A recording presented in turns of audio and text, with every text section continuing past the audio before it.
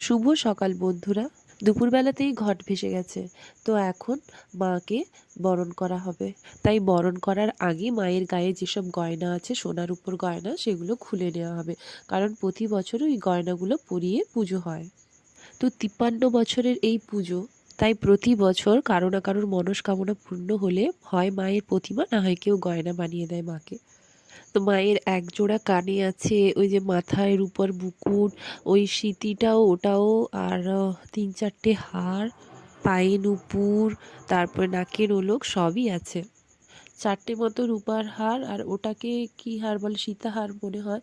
তো ওটা রূপার ওপর সোনার জল করা এই হারটা। যাই হোক, এবছরটা তো কেটে গেল এইভাবে। তো আসছে বছর আবার হবে। মায়ের মুখটা দেখো কেমন ভারাক্রান্ত হয়ে গেছে।